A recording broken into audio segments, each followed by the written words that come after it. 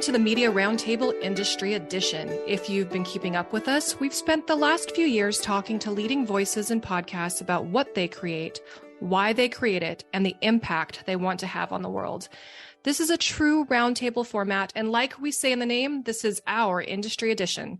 So it's going to be less focused on creators and more about how media and audio industry experts can adapt to the news of the day.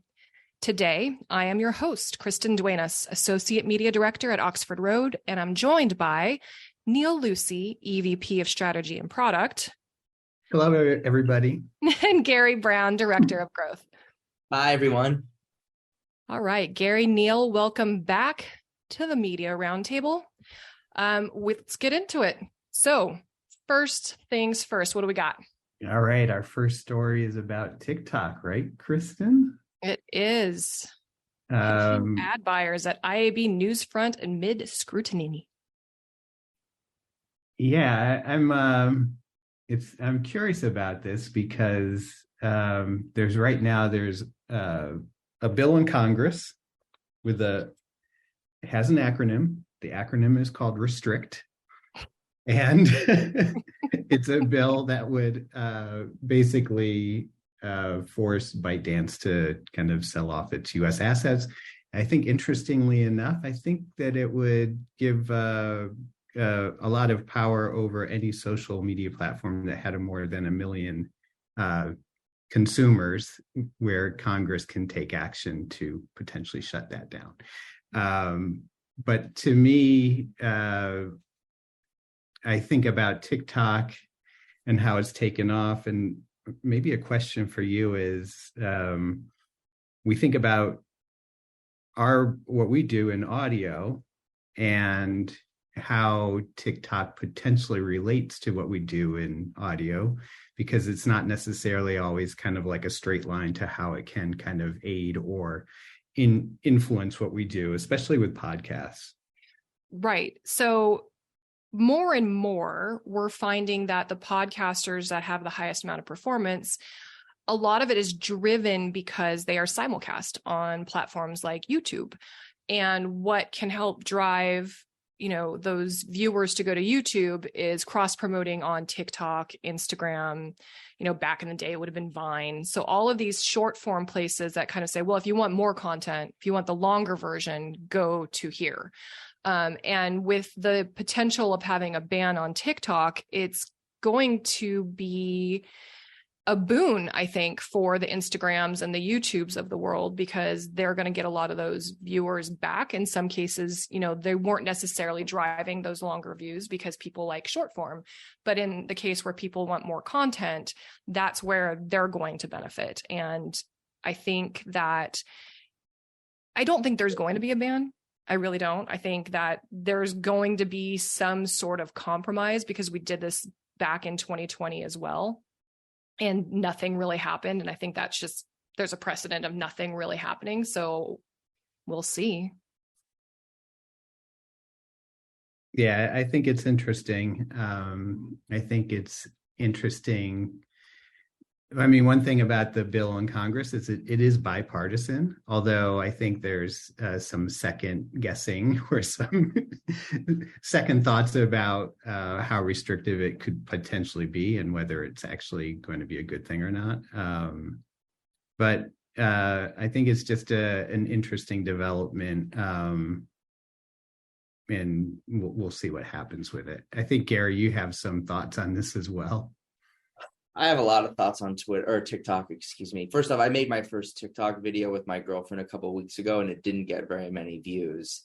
So I'm a little frustrated. But from the advertising side of things and the congressional back and forth and all the hysteria around it, the older, more cynical Gary thinks, like, why is there such opposition? Is it because all of the lobbyists and Congress, people in Congress are tied to Twitter or tied to Meta and Google and invested in those platforms and are tight with Peter Thiel, who also invested in those platforms?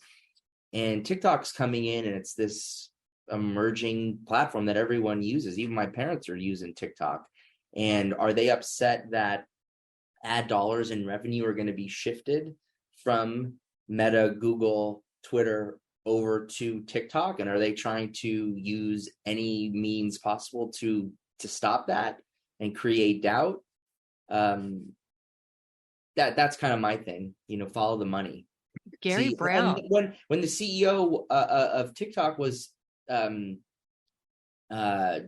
being when he was grilled in Congress. When he was testifying in front of Congress a couple of weeks ago, the night before, he had a private dinner with a lot of congressmen. He had the dinner included Peter Thiel and a lot of other tech investors that have interests in companies that are going to now be competing for dollars with TikTok. So it may be true, it may not be true, but my sense is follow the money and see who's robbing Peter to pay Paul and that sort of thing.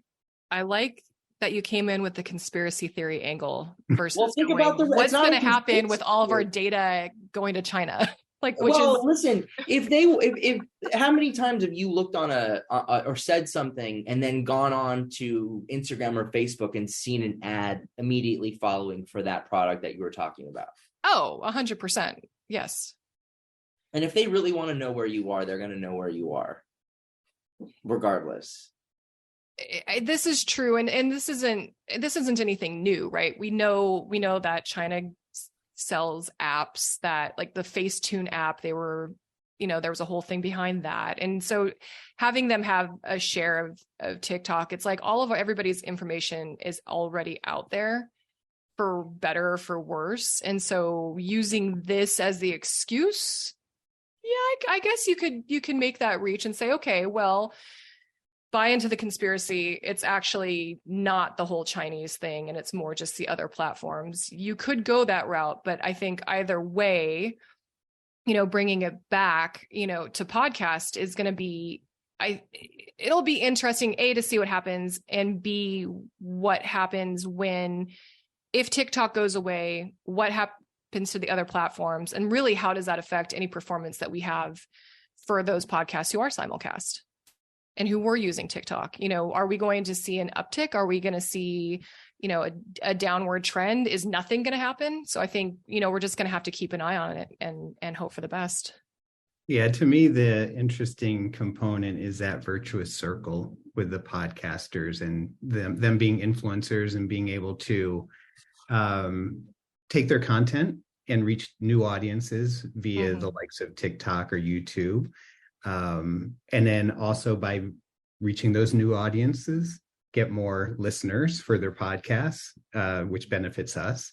And I think it's interesting. It's not specific to TikTok, but our media team did a recent audit of a client prospect, and they found that 30% of the shows that were renewed had a YouTube simulcast versus 8% that didn't. So clearly, being able to have that video component, be it YouTube or repurposing content onto TikTok and using that short form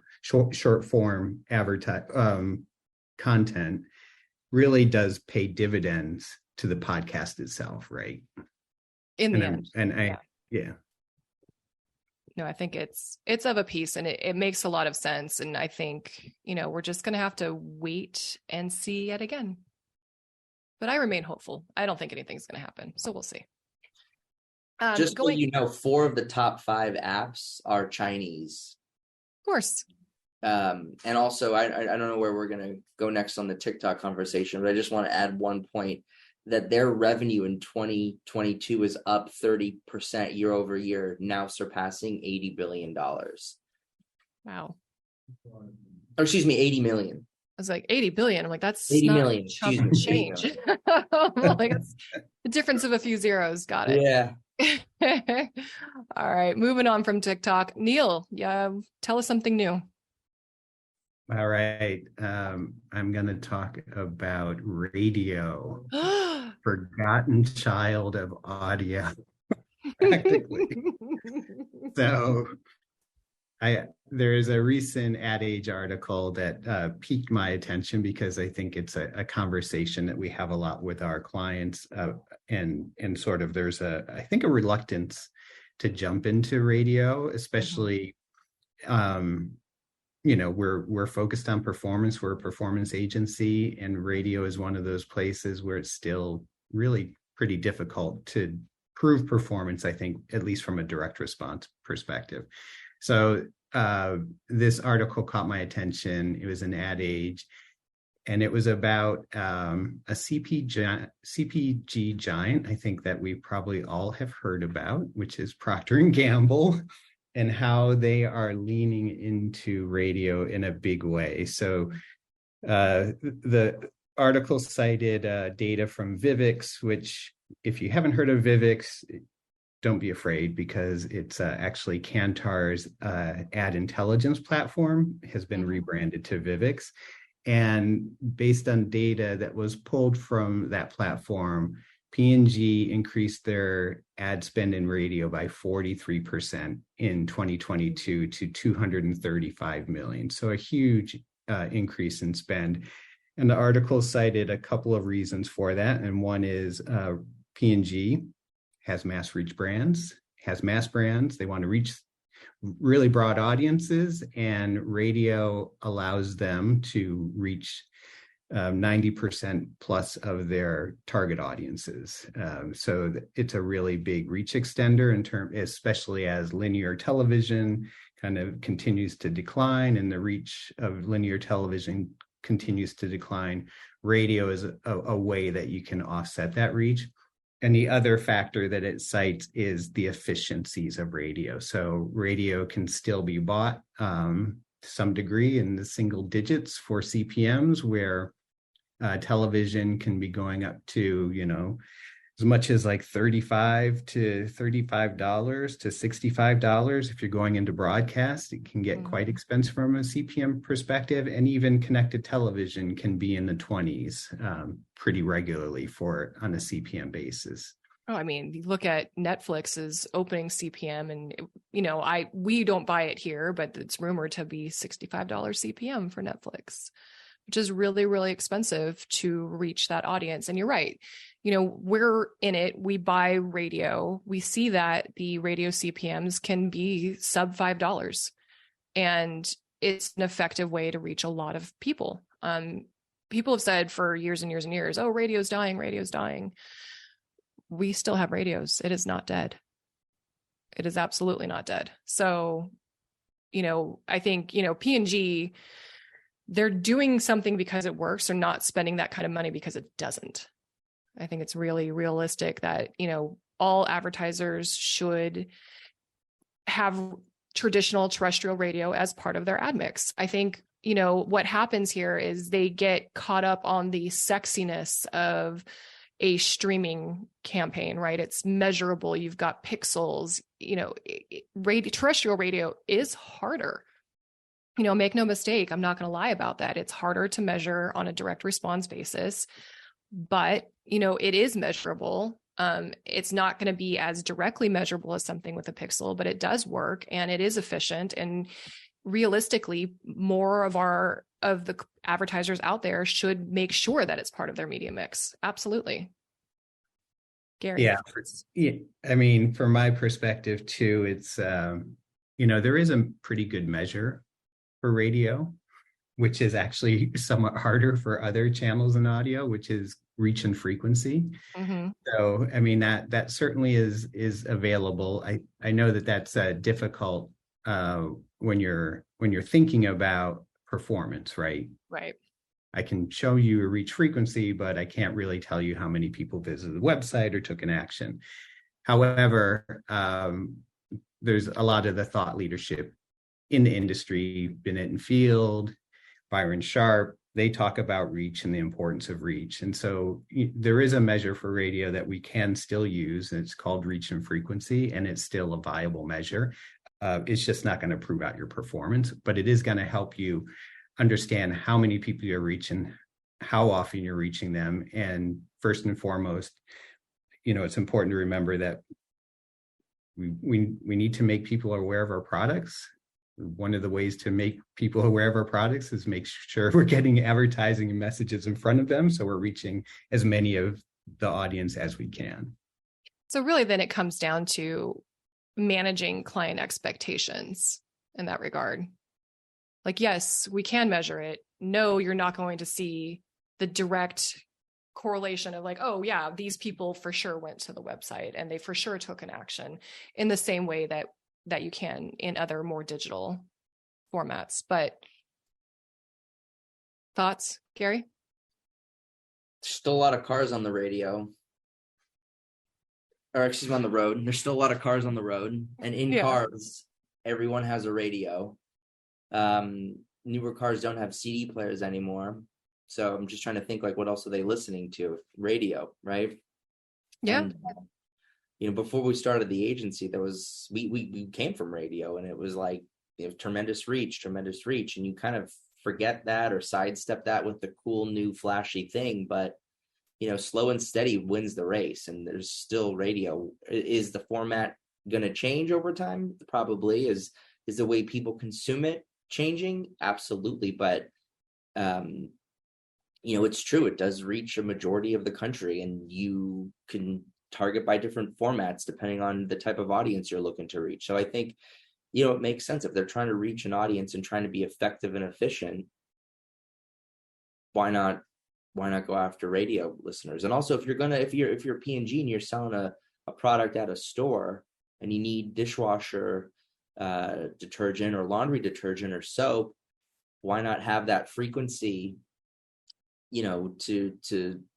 to make it top of mind? So when you do go to the store, you do hear the ad for Dove soap or for Clorox bleach or whatever it may be. Yeah, for sure. I mean, with their brands that they have and the mass reach of those brands, certainly, having that message kind of top of mind as you're going into a retail location can't hurt.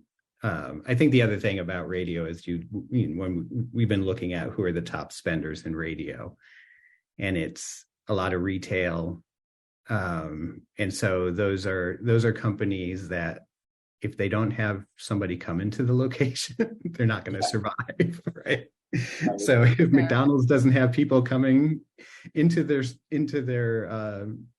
franchisees or going through the drive-through lane, they're not going to be in business too much longer. Same with the likes of Home Depot or Lowe's, which really advertise heavily on radio. So, the people that kind of have to prove out performance, because if they don't get people shopping in their stores, they won't survive, heavily invest in radio.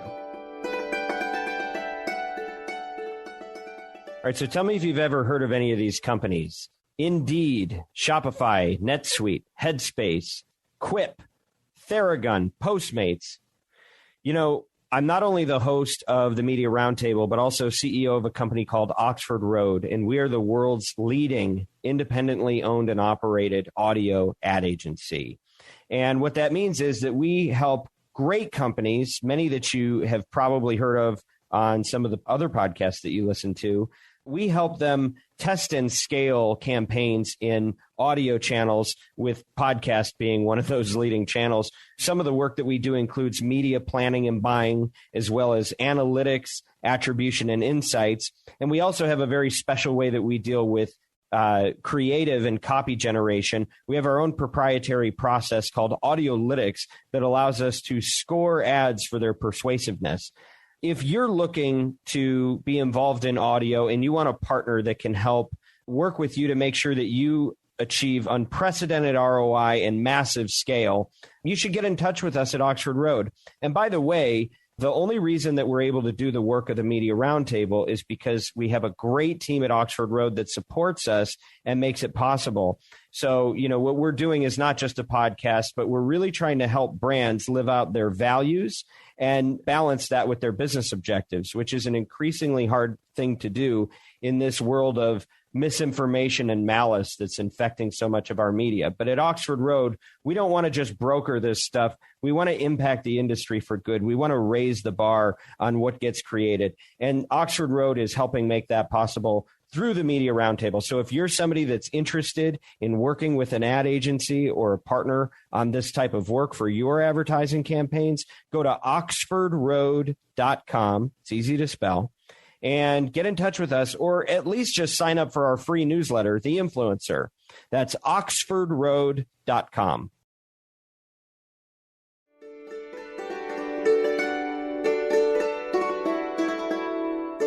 Well, and didn't Edison Research release a series on terrestrial radio? What were the findings? Oh, yes, they did. That's like our next section. Nice segue. Good segue. Nice, right? Right?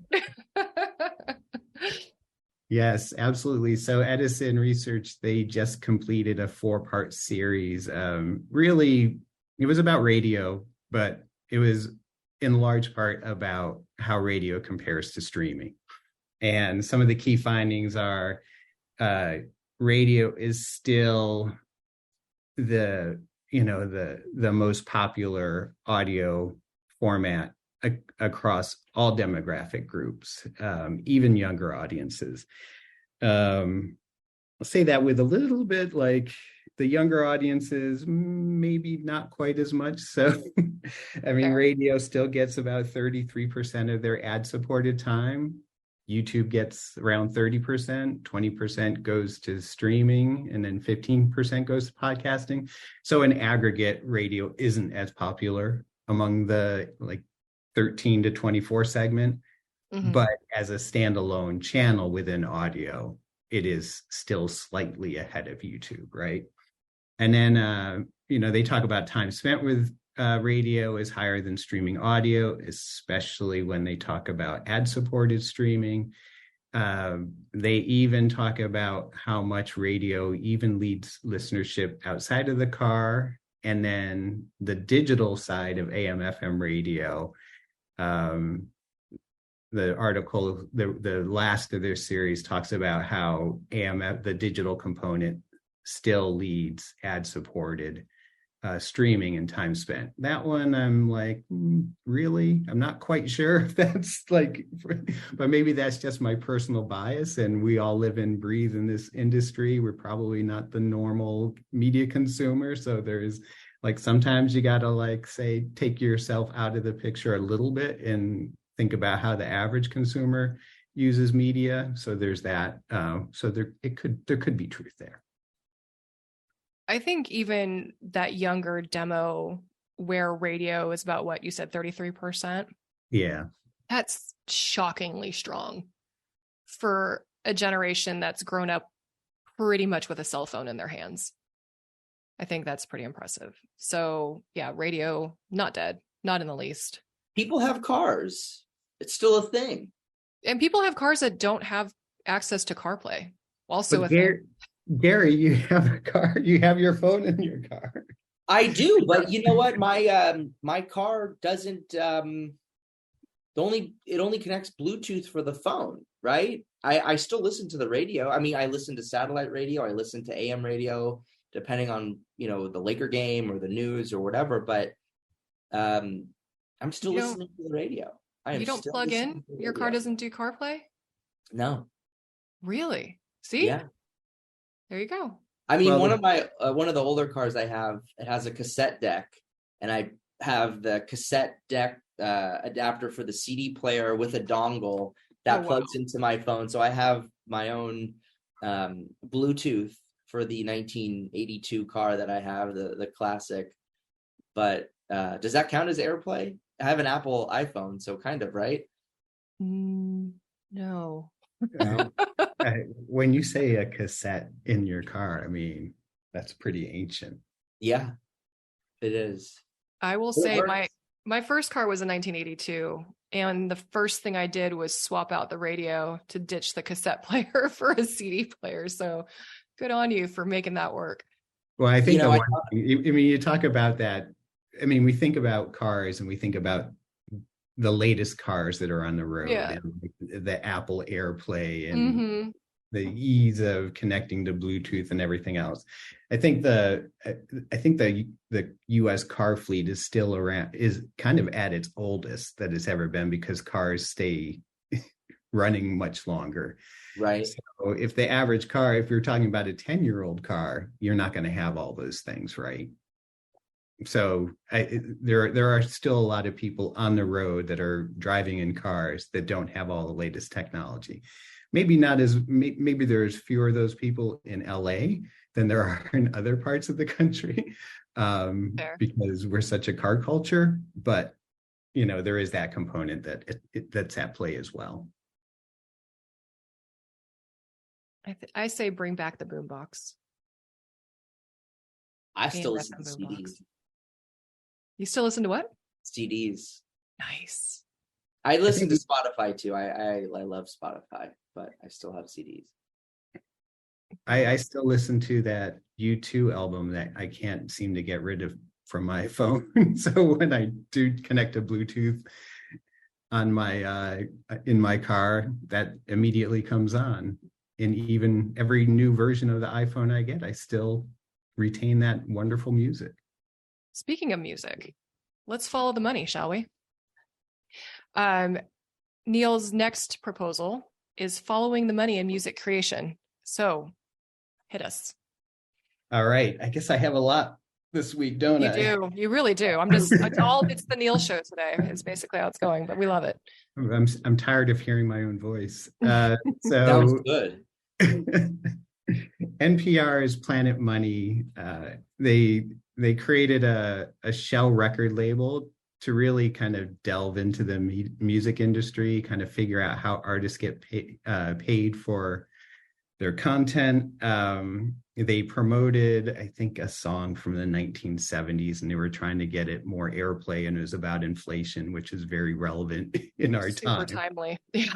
And, so they it was interesting. I mean, it's just a fascinating, it's actually like a 6-minute audio piece. You can read about it too. So it's a quick thing to kind of take in. But it's fascinating because they talk about things like stream share. So I just sort of naively thought that you play your music gets played on Spotify and you get paid by the number of streams, and learned that no, not really. That's not the case.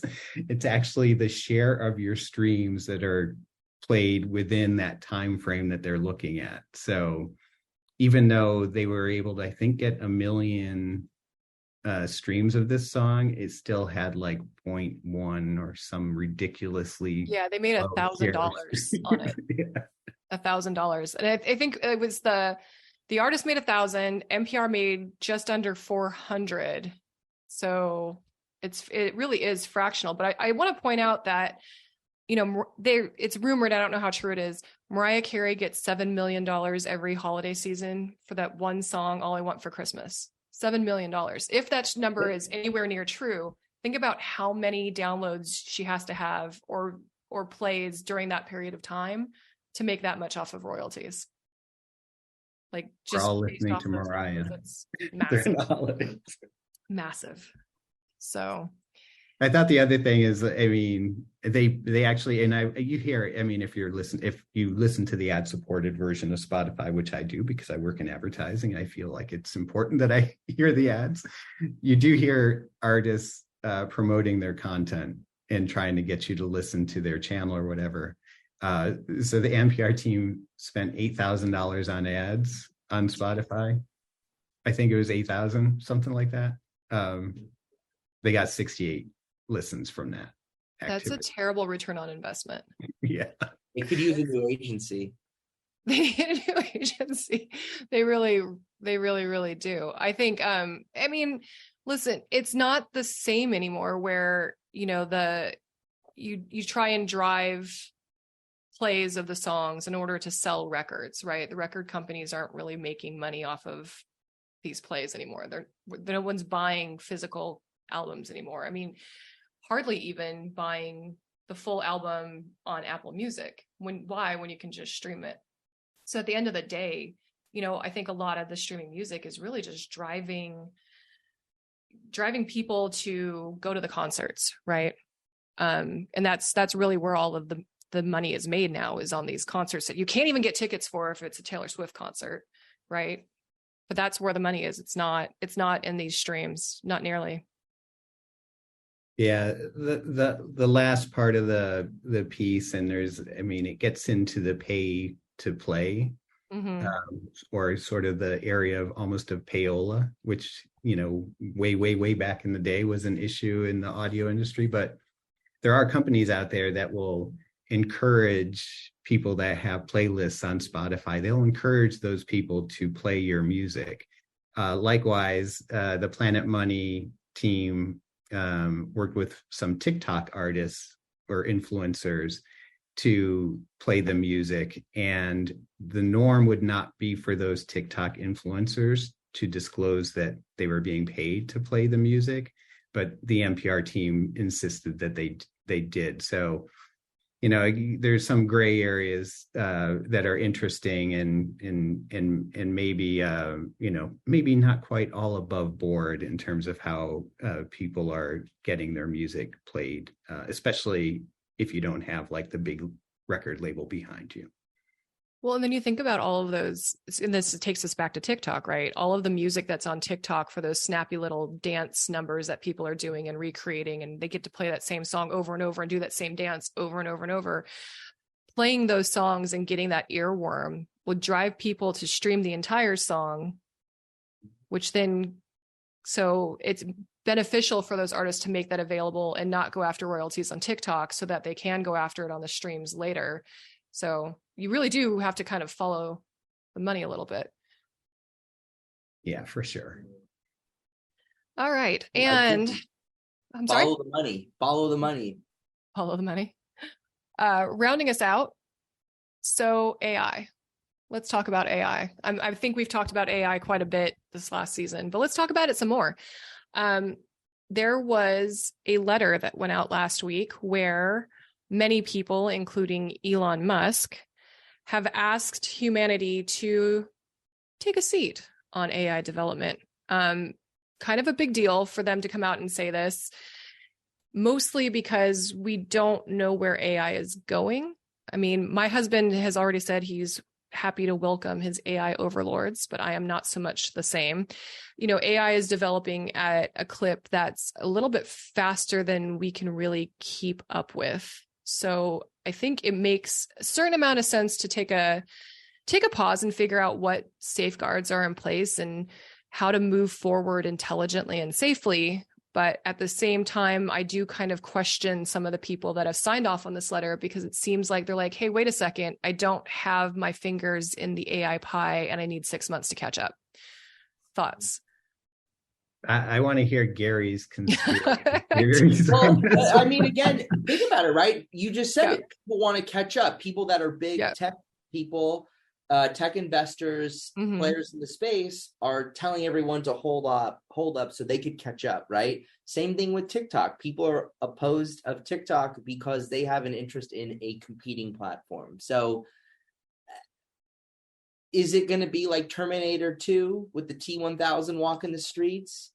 Maybe. I saw this video on the internet the other day. There's a company out of the UK that developed a human-sized robot with AI intelligence, and someone touched the nose of the robot, and the robot visibly got annoyed and frustrated and like grabbed the person's hand and pushed the hand out of the way.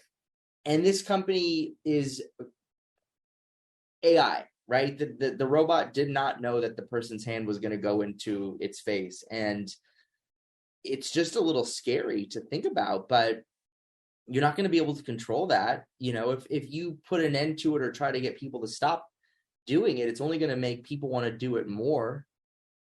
It's true. So we need to be nervous. You can only worry about what you can control, right? You can only control your emotions. You can only control your nerves. I don't know anything about AI. I have ChatGPT, and it's fun and it's helpful, but I can't control what those guys are doing over there. Well, ChatGPT is not self-aware. I think that's the big thing, right? But think about, you can type in a question to ChatGPT and or ask it something, and it will tell you something you might have to finesse it or change it up a little bit, but without having any context or anything at all, it's going to just give you a 180-word email or a 3-page paper. Someone was telling me the other day that their son or daughter is required to be in school to do their midterm papers because they are concerned, the teachers or professors are concerned that it's going to be done all on AI. So that doesn't surprise me. I have a friend who's got a 13-year-old daughter in 8th grade, and she has said that some of the boys in her class have started to use ChatGPT to do their homework. Yeah. I'm not shocked or surprised by that. I wish it existed when I was in school. That'd be so much easier. Yeah, but make sure you do some fact checking, because I recently used ChatGPT to try to summarize some articles, and I was like, no, I read the article. That's not quite right. So, well, you have to finesse it and change it up a little bit. But the point I think I'm trying to make is think about what's available basically for free on the internet, right? Imagine what people are doing behind the scenes, what people are working on. They're already coming up, or they already have self-driving cars. And that's not gone super well, I don't think. Aside from that, but just think about the technology and think about the possible progression of that, right? In 5 years, what do you think it's going to be like? I don't know. I'm an optimist. I'm not going to go in with the conspiracy theories. So I'm not saying it's a conspiracy. I'm just following the trend of technological advancement, right? Yeah, like I don't think anybody expects Skynet in our lifetime, but I think that it's not outside the realm of possibility if it's let to go, like run amok, right? If we do this without thinking through all the possible implications, like it could exist. I think that I was reading that the government has a drone that is in use that uses AI to determine if there's a possible threat that needs to be an issue. I think that makes sense, right? Because it's algorithms that it's just, and it's scouring chatter and the internet and putting. Well, no, it's flying around. It's a drone. It's a drone flying around in certain territories that uses AI to detect threats or possible hazards, etc. But it's still an algorithm. Right. But I'm saying, think about the progression, right? 2 years from now, 4 years from now, 8 years from now. I think I don't think the Terminator lifestyle is too far off. I just need it to be like 60 years from now, and then I don't have to worry about it. I saw a thing the other day that some scientists thinks the average human age is going to be up to 120 pretty soon, or 122. Dude, I'm just trying to make it to 50. What if instead of hybrid cars, we're going to be hybrid humans? Bionic? Could be the bionic team right here. I feel like I support that. I do. All right. Well, I think that about wraps us up. We've touched on TikTok and radio and Skynet. Now I'm just going to have nightmares for the rest of the week. Thanks, guys. Thank you all for joining the Media Roundtable Industry Edition. This show is still dedicated to our mission of mobilizing marketers to advance truth and civility in journalism. We want you not just to know the news, but use it for good. Gary Brown. If you're a marketer looking to balance business objectives with your brand values, reach out to our agency, Oxford Road, by visiting oxfordroad.com and subscribing to our weekly newsletter, The Influencer. Thank you to our guests and to Bianca, Kyle, Haley, and the team at Podcast One. As always, influence responsibly.